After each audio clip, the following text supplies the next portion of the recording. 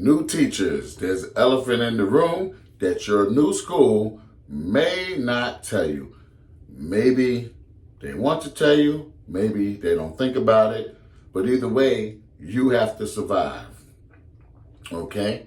One is you need to get an Excel spreadsheet ready because there can be, depending on the school, anywhere from 10 apps or websites that you will need to 30 or more. Okay? And that means maybe one for your attendance, another for your grades, another for your lesson plans, right? And then there's just things like you can get extra materials from here. You can contact the parents from here. There might be a list of parent contacts on another site.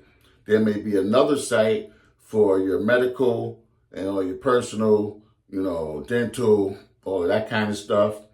And just different sites for the kids and almost anything you can think of. There might be sites, all right? And, there might be stuff like Class Dojo, which is you can communicate with parents, but you can also give points and things like that to the kids. There's all kind of apps, and if a school chooses to use 30 apps, they choose to use 30 apps. But there's going to be different passwords and usernames for each app, and then sometimes, you're prompted to change them.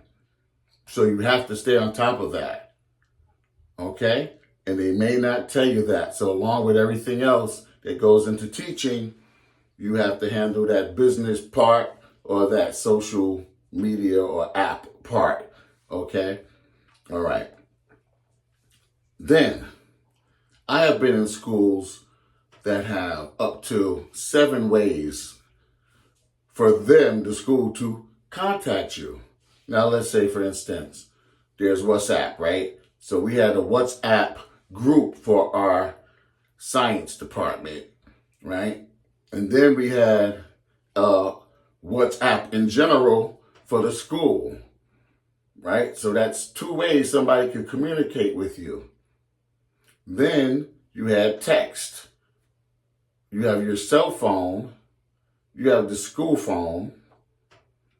Then you may have another app where parents can communicate with you or where teachers communicate with you, a whole nother app or administration rather, right? So if you are not, then you got your personal email, but it should be professional email, right? So let's just say you get a lot of things such as meetings are coming, right, on your personal email, your professional email, right, and your WhatsApp group and your WhatsApp department group, and you check those every day, and you check your email, but there's another app that you're supposed to check before you give out candy or food, right? So to see if your kids are allergic to something. And you don't check that, and the email came through saying Tommy Jones is allergic to peanut butter, but you gave him a cookie or something that had peanut butter in the ingredients, but you never checked that one. So you have to be on top of all of them. So I'm just giving you a heads up. Now, hopefully, most schools, the main thing is like an Outlook email, and maybe they'll contact you via phone, your phone in your room, and then maybe your cell phone. That's 3 ways. That's good. But I'm just letting you know, giving you a heads up. Other schools, you're going to have to check a lot of different vehicles of communication. Okay. So there's a lot of software, and you have to learn the software. You have to train for some software. So there's a lot of trainings. There's a lot of meetings. And there's a lot of walkthroughs and observations, classroom observations, teacher observations that you may not be told about. You may be told you get 1 or 2, and you might get 10 or 20 or 30. Some schools micromanage, some don't. Okay? So I'm just giving you a heads up in case you don't know. All right? So also, it's very important when the child is acting up to contact parents.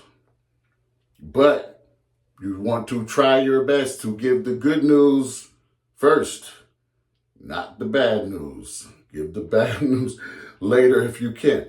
But you don't want to first call a parent when the kid is failing, or you want to just keep them up to date. And parent-teacher conferences come up too, where you may have to stay late, a couple hours late, to meet the parents. And when you meet the parents, it's best to form that relationship, see what they're looking for. Does the child need extra homework and things like that? Okay? So these are just little tips I'm giving you, because a lot of teachers jump in like, oh, I'm just going to teach. It's a lot more than that. Now, also, lesson planning.